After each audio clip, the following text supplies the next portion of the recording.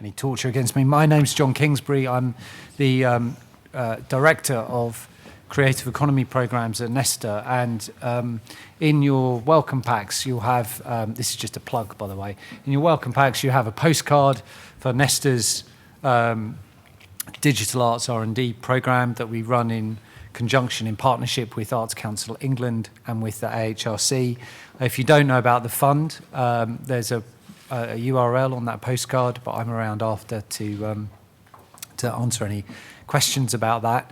That's the plug over with. I'm delighted to invite you, very happy that you're here to talk about framing digital art.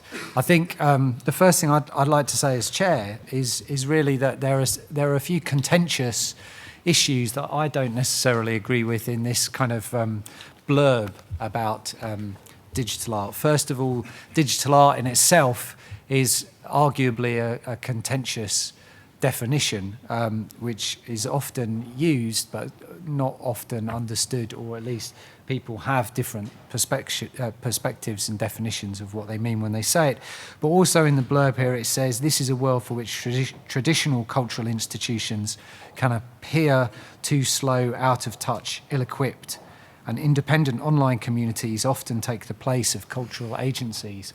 I think that's a statement which is very much up for grabs, actually, and I think what we hope to be doing this afternoon is hearing from three really talented people who have their own viewpoints on those and other examples to give about how they're working in the arts and digital spaces. So without further ado, I'd just like to introduce our speakers today. Harger is from the Lighthouse Gallery down in East Sussex, and is going to talk first. Then we have Keri Elmsly, who's an independent arts producer, and she's worked with United Visual Artists and Kaola and the V&A, and we also have Olof van Winden, who's the last director of the Netherlands Media Art Institute and the curator of Today's Art Festival and the Seoul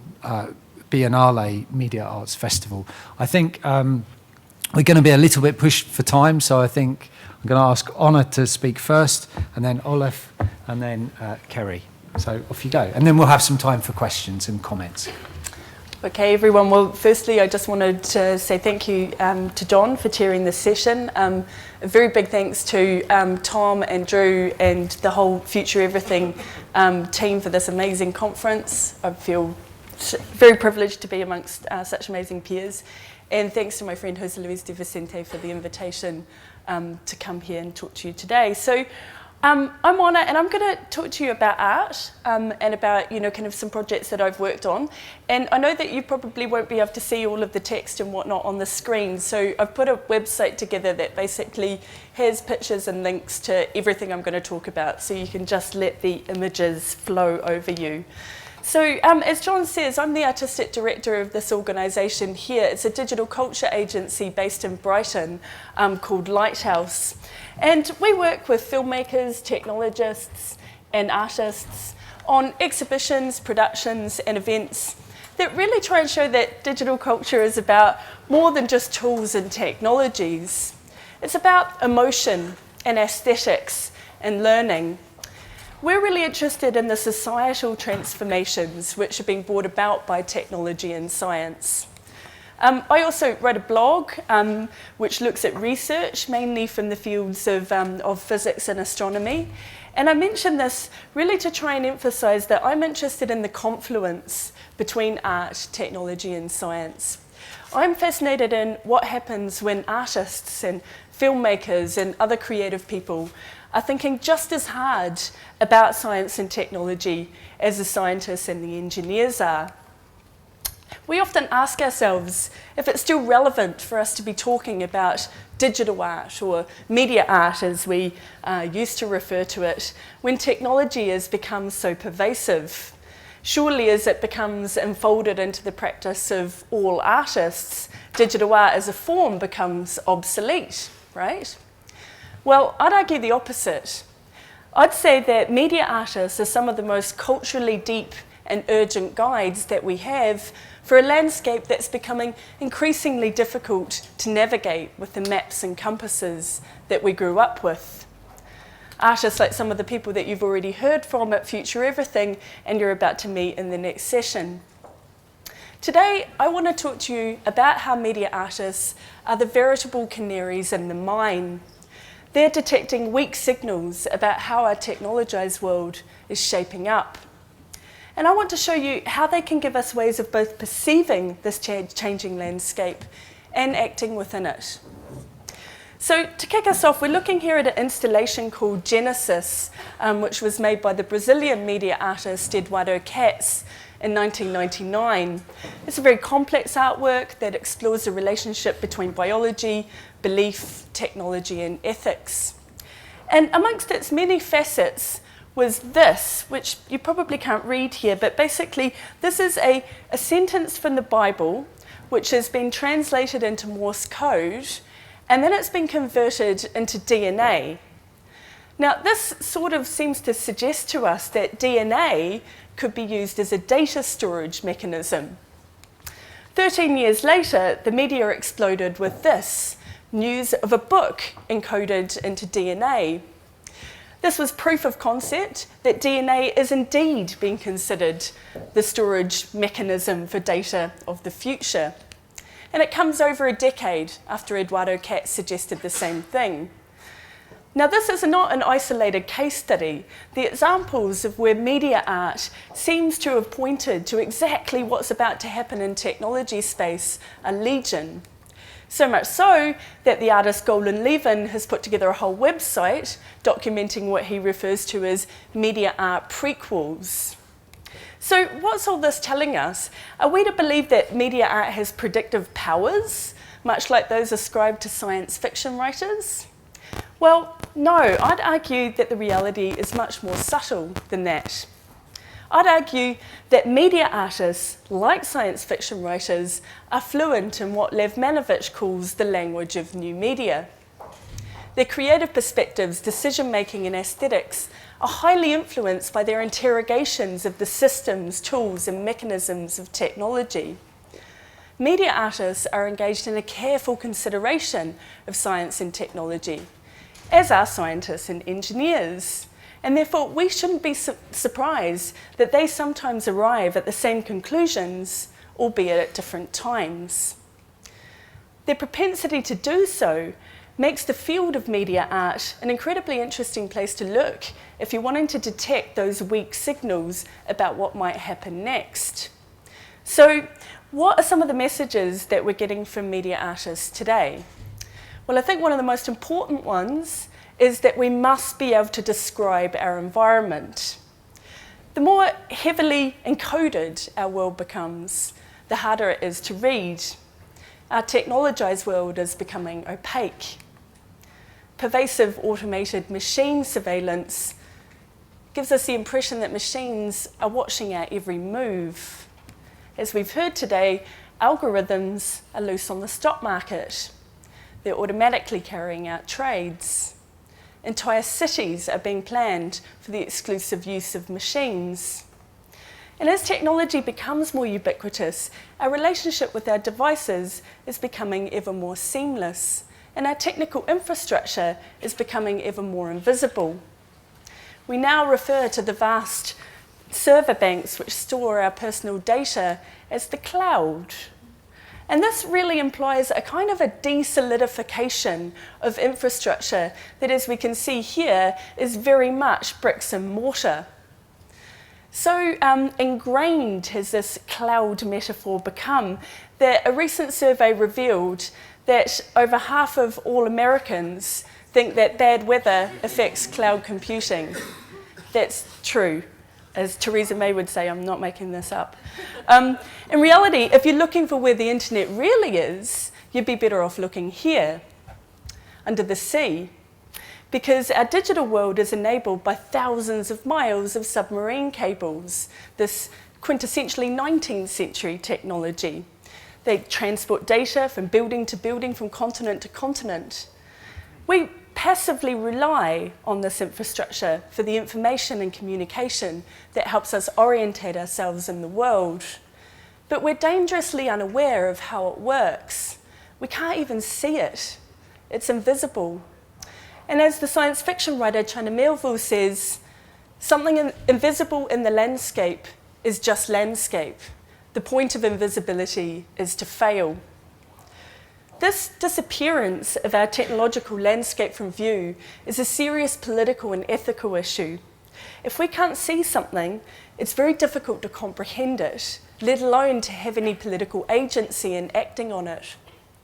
So for the past 2 years, my organisation, Lighthouse, has been thinking very hard about this and undertaking a series of curatorial investigations into those invisible infrastructures that make up our world. This began in 2011 with the exhibition Invisible Fields, which revealed the radio spectrum, the invisible environment that enables telecommunications technologies. The exhibition was co-curated by me and Jose Luis de Vicente, who put this amazing conference together. And it set out the spectrum as a physical space, invisible but present, a terrain that can be studied, mapped, surveyed, and explored. It included artists like Joyce Hinterding, this is her work here, and her work shows us that radio waves, which we harness to create a wireless world, also occur in nature. And artists like Semiconductor, who explore these invisible, naturally occurring radio waves which resonate through our world. This is 20 Hertz, which we co-commissioned for Invisible Fields, and it's a depiction of a magnetic storm happening in the Earth's upper atmosphere. Those storms are caused by the sun interacting with the Earth's ionosphere, and what you're hearing here is very low frequency radio waves which have been converted into sound, which Semiconductor have then visualized as a sea of vibrating particles. So they're enabling us to both see and hear what would otherwise be unavailable to our senses. It also included pieces by practitioners like Rafael Hemmer and Timo Arnell, and their work gives us tangible encounters with imperceptible technologies.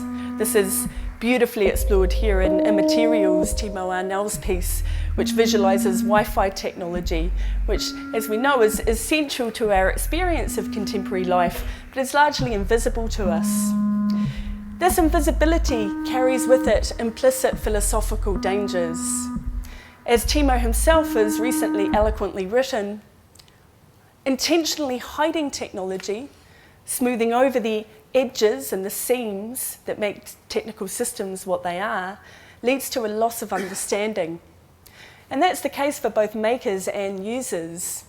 And a loss of understanding means a loss of agency or power. A lack of understanding also leads to all sorts of misconceptions and childish metaphors about technology. Remember the survey about the cloud. It also creates all sorts of strange ideas about who has the ability to use these technical systems. As Timo says here, it clouds the critique around technology. And this applies far more widely than the sphere of design, which Timo was writing about. This tendency that invisibility has to cloud critique is one of the central concerns of the artist Trevor Paglen. Lighthouse staged the first UK solo show of Trevor Paglen last year, an exhibition called Geographies of Seeing as part of Brighton Photo Biennial. And in it, Paglen used the technologies of astronomical photography to expose hidden infrastructures of power and the clandestine activities of global government. His first target was our night sky. The official catalogue of spacecraft in orbit around the Earth has about 20,000 objects in it, which is much more than people would normally guess if you ask them for a guess on that. But what's not in the official catalogue is all the secret satellites, which are operated by the military. So Paglen and his collaborators have tracked these secret satellites and have photographed around 189 of them. You can see them in some of these images. To track these satellites, Trevor Paglen's using the same mathematics that Johannes Kepler used to describe the laws of planetary motion in the 17th century. The use of the basic techniques of the early Enlightenment to expose secret and largely invisible activities is entirely deliberate. As Peglin has said, Galileo used the state-of-the-art technology of his day, the telescope, to observe that Jupiter had moons that weren't supposed to be there.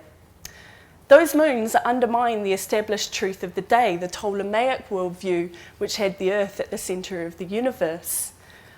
If moons were orbiting around another body in our system, the Ptolemaic view had to be wrong. So this was radical. It meant that anyone, no matter who they were, could use this technology, a telescope, to see the same thing. This democratising potential of technology meant that truth could emerge from rational consensus. Trevor Paglen's interested in how we can use those same tools and techniques now, not to reveal unexpected moons orbiting around Jupiter, as Galileo did, but man-made moons orbiting our own planet, unmapped by any official record. Because if we can't see them, we can't start asking why they're there. What are they doing? What are they looking at? And why is all this being kept from us? These are the questions which are fundamentally important to anyone who wishes to have political agency. Trevor Paglen's also applied these same techniques to look at locations which are a little bit closer to home. He's particularly interested in secret US military bases. Many of these bases are so remote that there's nowhere on Earth that you can go to see them with the unaided eye. They are, for all practical intents and purposes, invisible. And that's where Paglen's artistic determination comes in.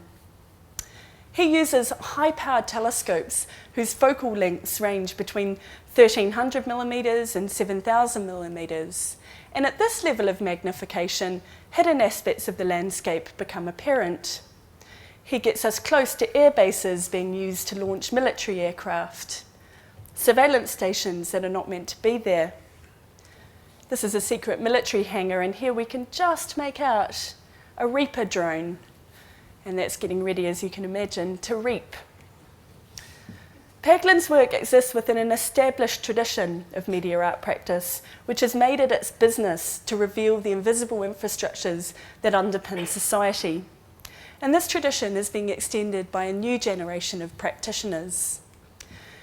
The often quoted science fiction writer, compulsorily quoted in any conference about the future, William Gibson, has said in relation to new technologies that the most interesting applications turn up on a battlefield or in a gallery.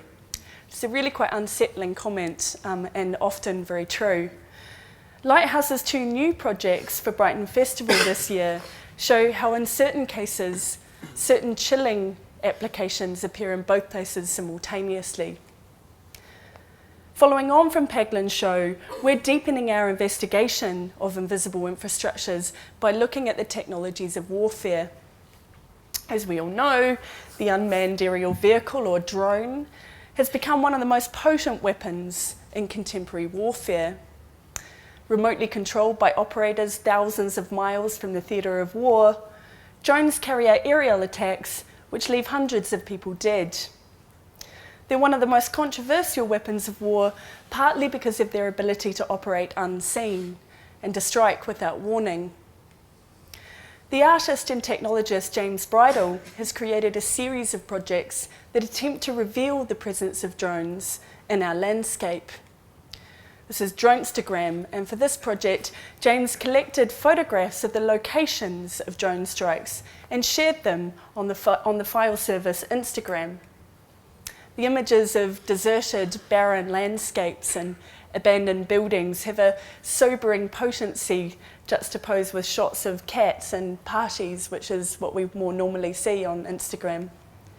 But it's what we don't see that give these images their emotional power, the mortality.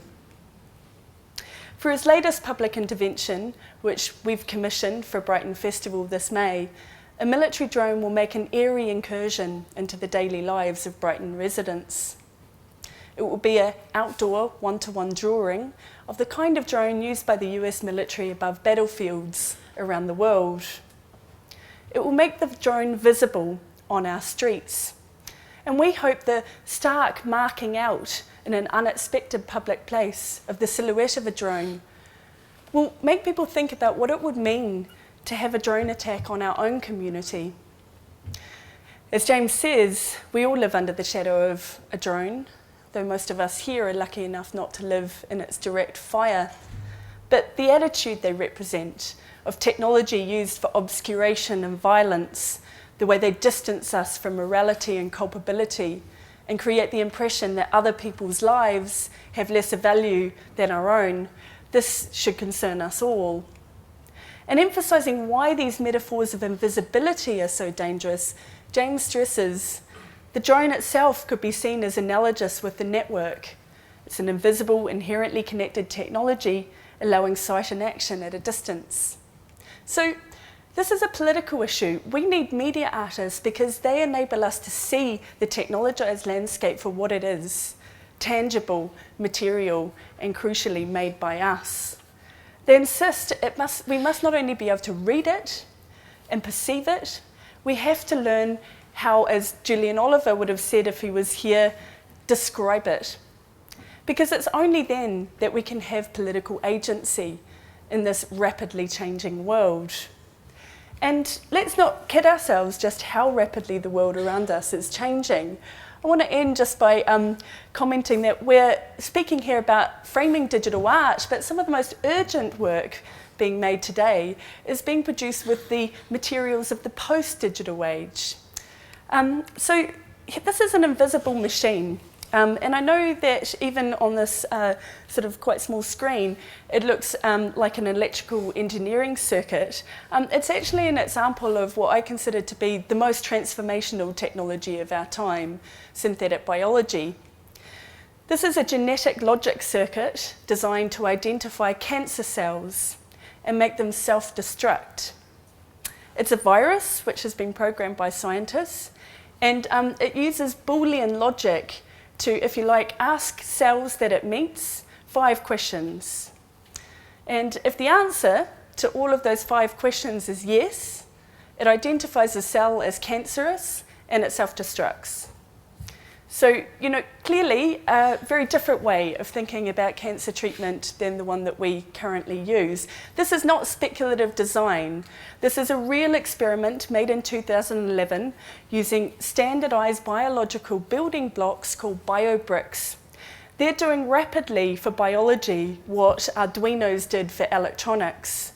The makers in the room should probably understand just what that means. And this was presented most recently, not in a biomedical conference, but in a media arts venue. This is Adam Rutherford presenting that amazing logic circuit at Lighthouse. You see, media art's been actively surveying and mapping this new landscape for years. In the past couple of years alone, the most important media art festival, the Ars Electronica, has awarded prizes to artists making solar-powered 3D printers, artists making paintings with nanotechnology, artists making radio stations with bacteria, artists inventing sailing drones that collect oil from spills. These are the people who are actively engaging with the dominant social, political, and environmental issues of our day. So if we're looking for guides through this intriguing moment that we find ourselves living through, we should look to media artists. You've probably just met one of the best ones in the world upstairs, to critical engineers, and to speculative designers. They're the cartographers who can help us describe the uncertain features of the near future landscape and take us beyond the failure of invisibility. Thank you.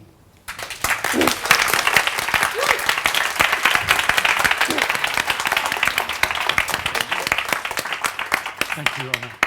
So, Olof is next. Just as we change over, one of Anna's messages there is really that things happen before, or artists are able to explore things that happen before other areas of mainstream. And I was lucky enough to be chairing a session at NESTA earlier in the week with Ghislaine Boddington, who runs Body Data Space. And her art practice is really about telepresence and setting up spaces which are both kind of intimate and ghostly and otherworldly, and bringing people together. And it's interesting that her practice is about kind of gesture, recognition, memory, activity, and all of these things are finding their ways into mainstream technology. So Microsoft Connect, for example, is suddenly picking up movements that she was working on 10 or 15 years ago and thinking about the ethical as well as the creative ramifications of that. So I think your point is really well made, so thank you. Olof, are you ready? I'm ready. Yeah, okay. Yeah. My name is Olof. I have a short CV over there, which is a bit small, but I'll explain you what I'm doing. I was the last director of the Netherlands Media Art Institute, which had to close last year due to the 100% funding cuts by our government. I also curated the Seoul Biennial, and I'm now running the TodaysArt Festival, which I founded in 2005. So let's start first with framing digital art. Digital arts and media arts is for me a term from the 90s, and it's actually not existing anymore. The use of media, the use of digital technology, it became quite default, I think, in the production of art, but also in design, in architecture. And I would even say that if Michelangelo would live now, I would doubt that he would use a paintbrush. Also, our audience is changing. We live in a very hyper-connected world. We have a new kind of citizens. Babies, when they are born, they are connected immediately. They know how to operate an iPad before they can read a book. There is psychological research that kids the age of 12, 13, they can multitask way more than people who are now 60, 65. The way they read books, it's non-linear. It's a very non-linear approach. So that's a new kind of citizen is coming. And it requires also a new format for cultural institutions, I think, for museums that are presenting in their white cubes. And that's basically, this was my inspiration to start or to initiate a festival that would stage these kind of arts and these kind of creative practices. And I will show you some examples. First, what TodaysArt is, it's a festival concept for adventurous performing arts, visual arts, design and architecture, the complete mix, so it's a very transdisciplinary approach. We work in a modular system. We have an indoor program which consists of evening program, performances and exhibitions.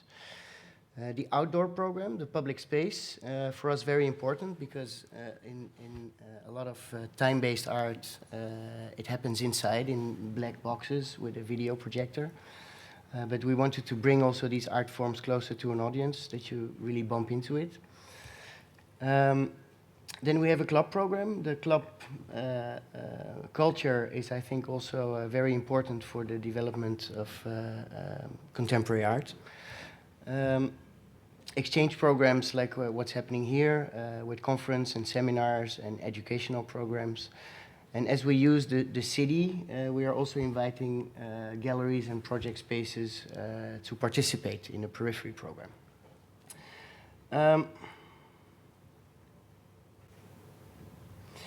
So what's our approach? We are presenting a cutting-edge, transdisciplinary and diverse program. I think that every festival is trying to present something cutting-edge.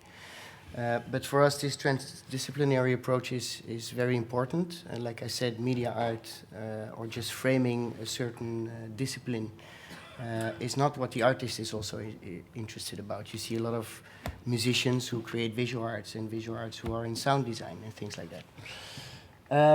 And with this diversity in disciplines, we also have a multi-level approach. So there is a very academic program, but also programs that are more accessible to a general audience. Involving the public space is important, like I told you, and activating the local community. In this model, we use the local cultural infrastructure of a city, which can be in any city actually. We use the city as an interface by activating the cultural and social infrastructure, not only the buildings, not only the cultural institutions, but also the artists and the collectives who live in this city. And we're trying to amplify the architecture, the surrounding basically. And the last element is that we have strong substantive campaigns, not only on the aesthetic sides, but they are quite often political. And I'll show you some examples, and I'll tell you about the results of these examples also. So now some examples of what we do in the public space, which is completely transdisciplinary approaches. Sometimes even the technology is very analog. Let's go first to this one.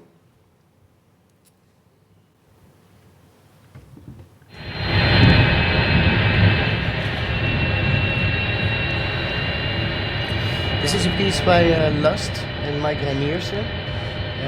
The city of The Hague, where this festival was staged, has a big international ambition because the International Criminal Court is there. It's the third United Nations city.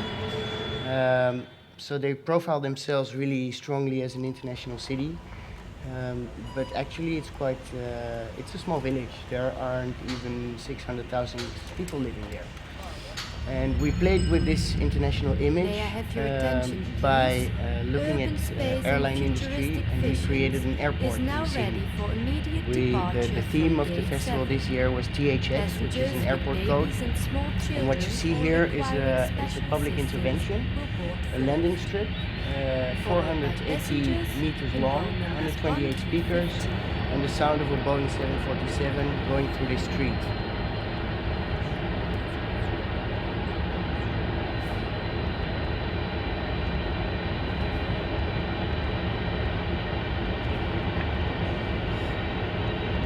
Some background on this project. We tried to record the engine of a real Boeing 747, but there is so much Doppler effect in a jet engine. Doppler effect is when sound is adding up. That killed all the recording technology. So instead of a Boeing 747, we used a vacuum cleaner and amplified this sound into, I mean, it's the same principle actually. The speakers were facing against the wall so that we recreated this Doppler effect in the street. Here's one of the first media facades in the world, an analog media facade with letters, and we projected the departures and the arrivals of flights, which was the start and the beginning of programs.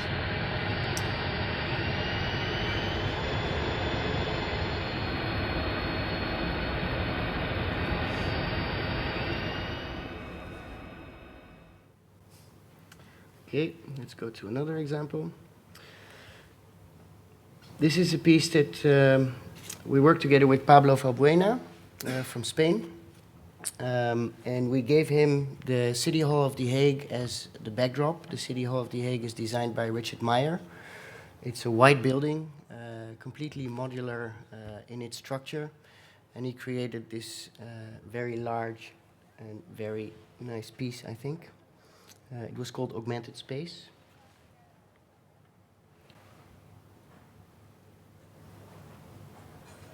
We all know video mapping nowadays. I think Pablo was one of the first using this technology. And I think he differentiates himself a lot from most of the video mapping scene because he's very subtle and is actually really augmenting the architecture. There's no pop music behind, and it's not flashy at all.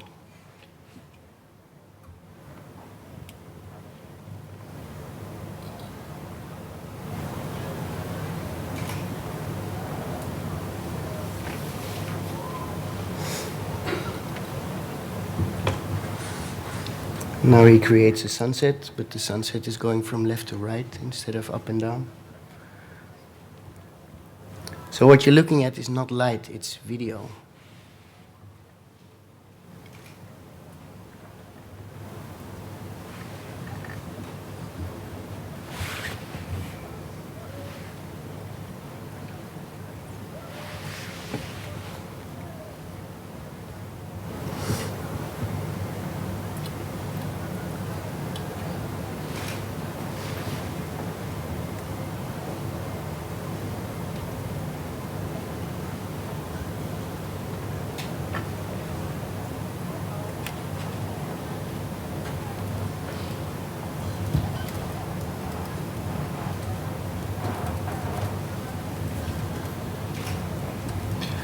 And Olof, these are digitally created images? Completely, Yeah, completely virtual, yeah.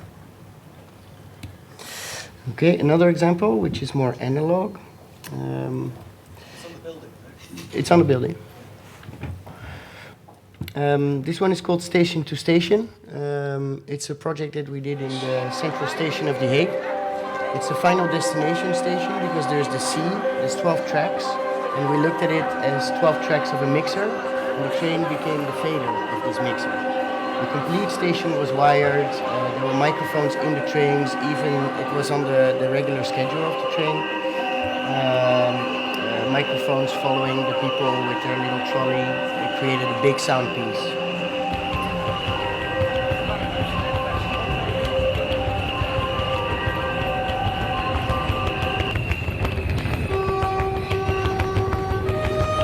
Even the conductors were using their horns.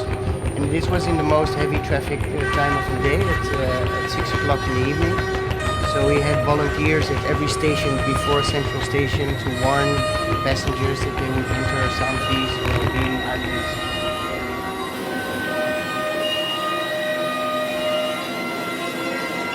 This was done with Staalblad from Berlin, Mark Bain, living in Amsterdam, and Mike Reiniers.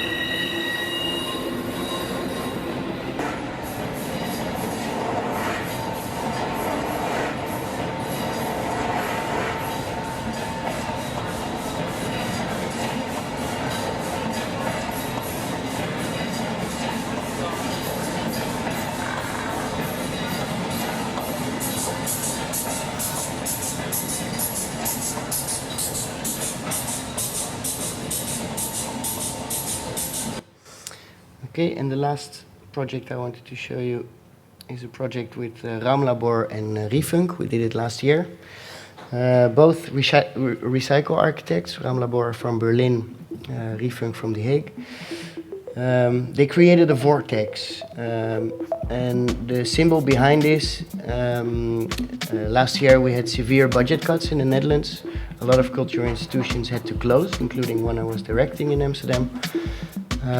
The symbol behind this is that we gathered trash, we collected trash from closing institutes, and we built a new temporary cultural institute with a bar and a DJ booth in there, actually on the spot where the city wants to build a new cultural forum for 180 million, and at the same time they are cutting on culture, on the content, so basically they think that a building will save the culture.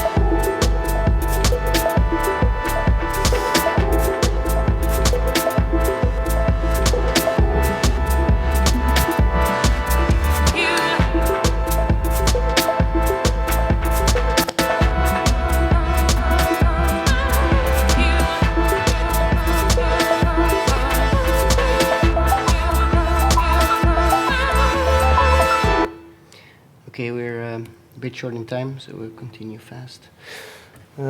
These are some images. Last thing I want to tell you is a little bit about the campaigns. Here, for example, you have the campaign when we were focusing on airlines and The Hague as an international airport. This one was during the year. This is actually the spot where the city wants to build a new cultural institution. There were 15 designs from rockstar architects like Koolhaas and Zaha Hadid, and we decided to create our own, pretty bold, and then we worked with Ramlabor. And this one, I think, is an important one in the history of today's art. I told you before, the city of The Hague is hosting the International Criminal Court, so it's the city of peace and justice. And we played with this city marketing slogan. We made it into the Hague International City of Conflict. There were some images of the city hall with a bomb crater. So basically bringing the conflict very close to home. We see it on TV and it looks all fine, but when it comes close, it does something else. This is the Peace Palace. Conflict has also a lot to do with power. So you have the dictator and the suicide bomber. We had some viral videos on YouTube. Holy fuck. De camera gaat daarop richten. Dat is het vredesbeleid. These images were taken so seriously that 2 weeks before the festival I was arrested by the Secret Service and I was put in jail for 3 days. The charges were, I was charged for inciting terrorism. That showed that something is going on in our society and in the Netherlands, especially as a very tolerant and open country. And I think this is exactly what we're trying to do, to use art as a reflection on society and on the world around us. I think I leave it there. Thank you. Very much, Olof.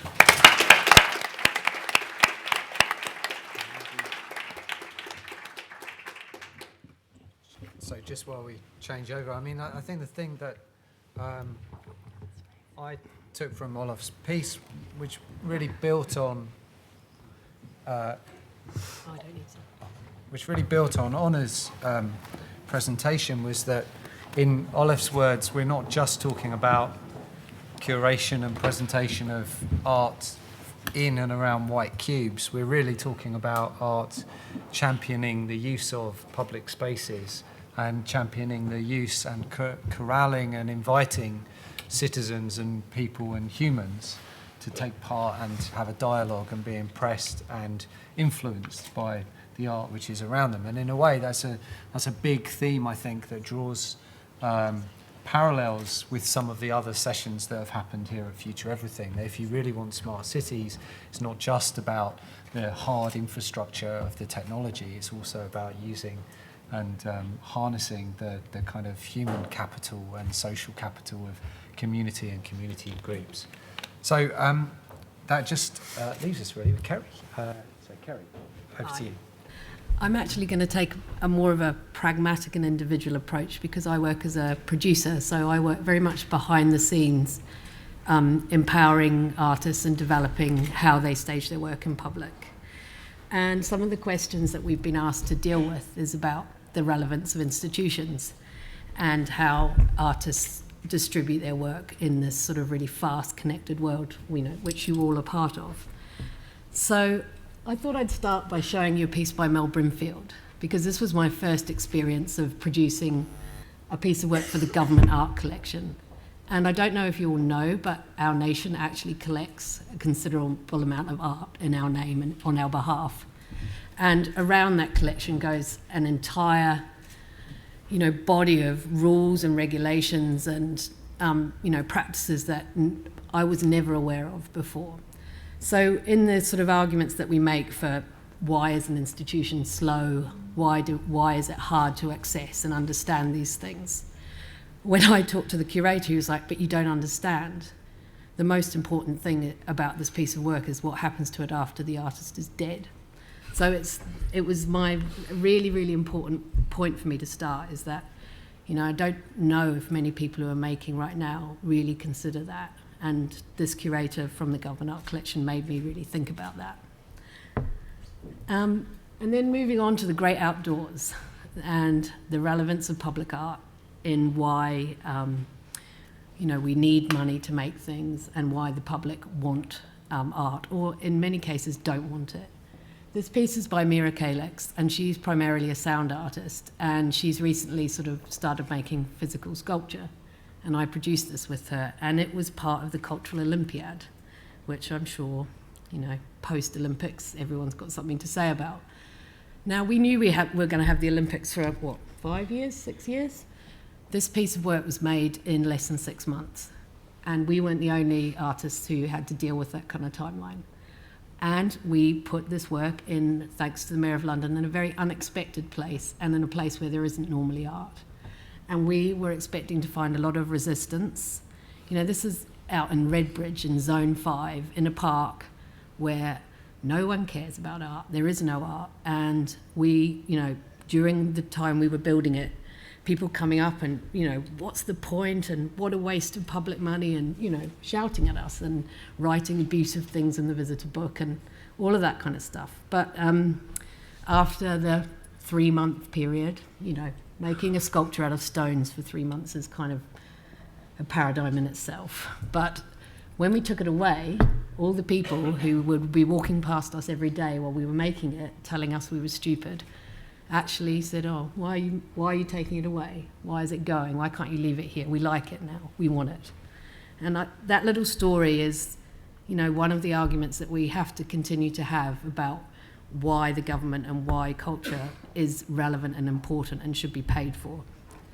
And I just wanted to move on to this piece by United Visual Artists called Chorus. And this project actually exists because of some very bold and brave organisations who exist sort of outside of their big institutional structure. The work was commissioned by Opera North, and it was done to inaugurate a new space for them. And it took us a year, and they believed in us. And when we said we're going to make 8 5-metre pendulums that are going to swing above your audience's head really fast, they seemed to say, "Don't worry about it, it's fine, it's going to be good." And when we didn't turn it on until 10 minutes after the opening, they didn't seem to worry about that either. So, great kudos to organisations like Opera North who, allowed that work to happen and paid for it to happen. As you know, many of you, when you develop a project for the first time, it's not always what you want it to be. It's not always perfect. And we had the opportunity to improve it and develop it further through Artichoke, who are another organisation who I greatly admire, because they take work into public spaces and kind of completely transform a city for a very short period. And Helen Marriage and Nikki, her partner, they make incredibly bold curatorial choices, and they've supported many artists I work with. Now, instead, Helen used her voodoo power to convince Durham Cathedral that it would be a really great idea to put some pendulums above in their World Heritage site. And they did, and we did, and everyone was really, really supportive of it. But, when you deal with World Heritage sites, there's a lot of frayed nerves and people quite terrified. So the results were really worth it. And then onward, we took it on to the Wapping project in London, which is another example of actually a non-publicly funded venue where Jules, who runs the space, uses the restaurant she runs to fund her space. So those are kind of 3 really different environments that allowed a work that was the most ambitious work UVA had made at that point, which was 2009, to exist and develop and grow and succeed. And I think we probably had about 100,000 people see that piece shared between those 3 stagings. Conversely, this is a piece called Fragment, which is a new permanent work by UVA. Why I've put this in here is because I wanted to raise the question of private commissioning as well as public art. Because I guess my case to all of you is that it's a mixed economy, and if you want to survive and thrive, you have to be able to navigate your way through both very traditional cultural institutions and private money and corporate money. And I think with the mix of all of those, you can have a vibrant and a healthy career as long as you maintain your integrity and your conceptual approach and your rigour. A great example of a kind of corporate, I would say, supported project is the Creators Project, which some of you have been part of, was sponsored by Intel, developed by Vice, and toured the world for, 2 or 3 years actually, and probably hit over 1 million physical visitors. You know, this piece here was under the Brooklyn Bridge, entirely paid for by the Creators Project. We had, I think, 40,000 people in 12 days, you know, and they facilitated and enabled that. And not once did anyone ask us to talk about Intel or anything like that. In fact, the conversation we had with Intel was very much with the research labs, and so it was a two-way process. So I would argue that that particular project is a really, really good example of someone had a good idea in marketing and actually let it happen and didn't try and control it. Now, I have no idea what Intel's take on it now is, but all I can say for the artists who took part in it, they had a really great time. They made work that they wanted to make, and they didn't feel compromised. So perhaps someone from the other side could make a different statement later, and I really honestly don't know what the legacy is, but the point is we got to make work and we got to show it to people. I'm just going to skip through because this is another artist called Quayola, who I work with, and an organisation like La Gaieté Tellurique in Paris is probably what we kind of don't have here in the UK, although in future we will have, because with Universal Everything, I'm producing a solo show for a new organisation in London called the Media Space, and it's opening later this year. It's part of the Science Museum. It's responsible for a national collection of lens-based work. And another part of their programming, who Hannah Redler is the head of, is to champion and program work by people like you. And we are very excited about it. And this is why I would argue that we do need institutions, because they give us a framework and a formality that is very hard to get without, you know, big structure, and kind of they carry a gravitas that events that have perhaps commercial affiliations struggle to get. And I'm just going to briefly touch on other ways of sort of surviving and making your work collectible. Is a new platform, well, Sedition, which some of you may have heard of. They sell editions of digital, well, art on a digital platform, but they sort of function on that basis of collecting, the very old-fashioned basis of collecting a limited edition piece of work. And it's, you know, I actually really like it. I have a Samsung Smart TV, I have a collection, I bought some. I like owning stuff, and I'm happy to give them some money so I can own it. So I just wanted to put that out there because I think I like what they do, and I think they're bringing on some really interesting artists, and I like how they're using a kind of art market model that can be really inaccessible to people and actually making it accessible. And as we're running out of time, I think I might conclude with a very neat conclusion that it's a plural world, and as long as you can create with integrity, meaning, and have time to develop, and you're not sort of compromised by those things, and you're willing to fight for it, entertaining a kind of more commercial engagement with a corporation or an organisation that you would normally, in a traditional model, rule out, is probably worth exploring, as long as you're quick on your feet and you have people to kind of watch your back, and your intellectual property remains yours no matter what anyone says. And as long as you back that up, I think it can all work for us. Thank you. I'll do. Thank you.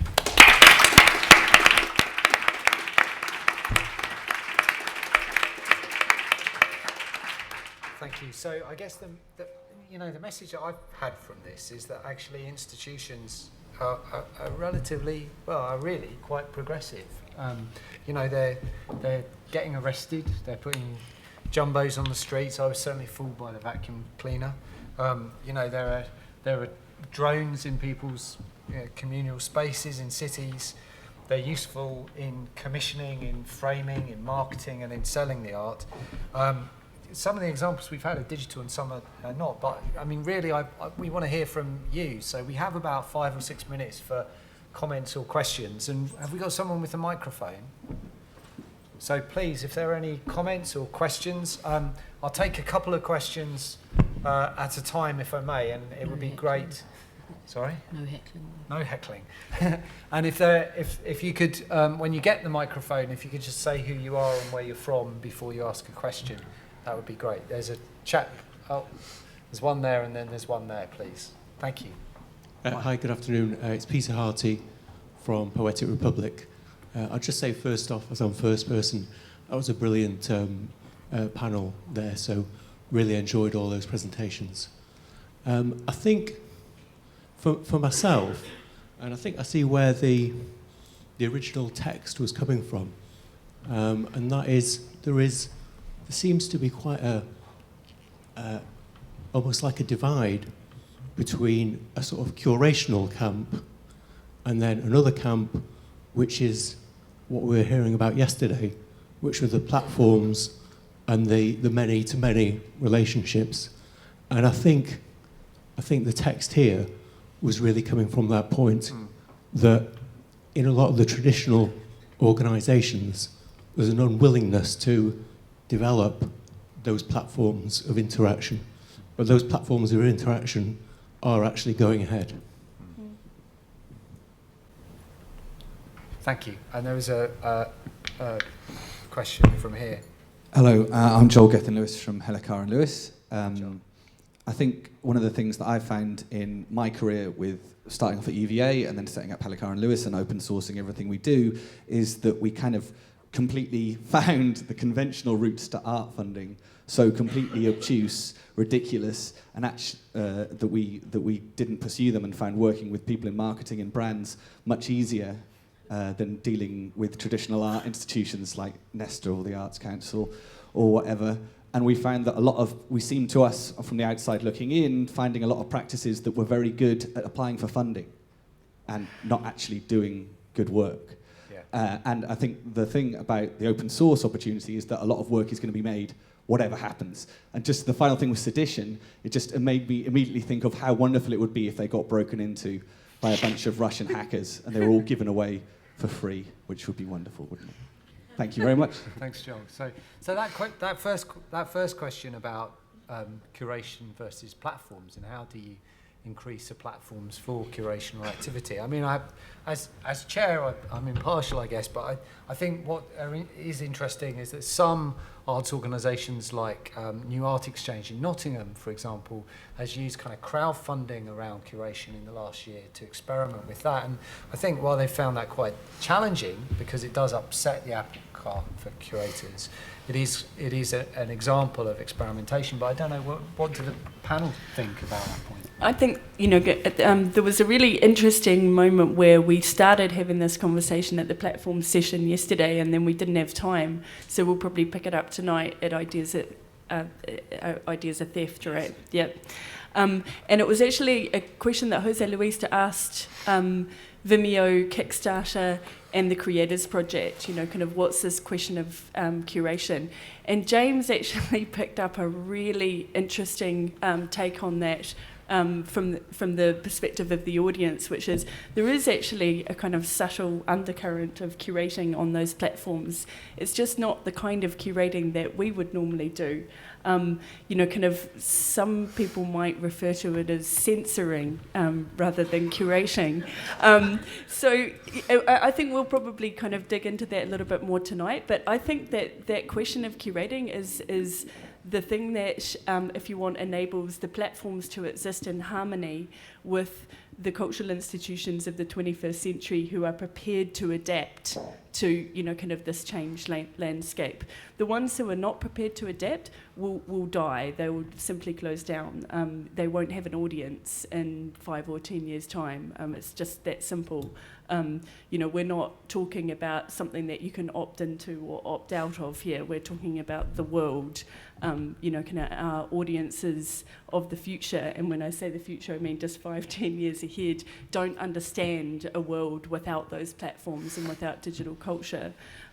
So our job, I think, as curators, to pick up on your point, is to work out how we continue to ascribe value, how we, continue to try and create discourse around, kind of cultural production in that changed environment. So it's almost, kind of you need both. You need the platforms, you need the many-to-many, but you also need the interpreters and the guides. Thanks, Sona. And just because we are completely out of time, I just want to pick up the point that Joel made. I mean, Keri, you made a very compelling case for a mixed economy of funders and commissioners. And Olof, you mentioned a couple of times that your public funding had been cut. So Joel's point about you seeking commercial funding, how possible is that? How tough do you find that? What are the hurdles for doing that for anyone in the room?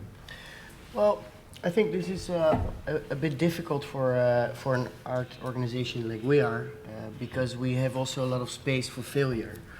We do a lot of research and development also on some artistic projects, and you know, putting a landing strip in the middle of a city or doing a concert with 12 trains, you're never sure about the result because you're built in a short time, and so commercial funders would have more difficulty with this. And commercial funders happy for you to get arrested? No, not at all. Even my board walked away, and I need to find or I need to look for another board. So you need organizations who have guts, and you talked about this as well, who have a, you know, you have a vision and you really want to realize it, and you will find the money anyway. And one last question: Are audiences, i.e., through crowdfunding, are they more risk averse or less risk averse than commercial funders in your view? The audiences, well, audiences, I mean, that depends also on your marketing and your PR. What we try to do is to invite them for an adventurous program, not something they know. Maybe a big name that does something really interesting. But I work a bit differently. I don't look too much anymore at the Dutch funding. I try to get money out of Russia. Oh, right. And I'm cash in a suitcase. No, not via Cyprus. I'm expanding the festival to Moscow, summer 2014, and that will basically cover the whole overhead cost of my organization in the Netherlands. And it's going to be on a different scale also, but the same model, the cultural infrastructure there, a citywide event, 20-25 venues, and the public space in between. Look, I'm really sorry we're out of time. I don't want to get a Chinese burn from Dre. So all really I've got to say is just to ask you to thank the presenters and panelists. The examples have been absolutely first class. So thank you very much.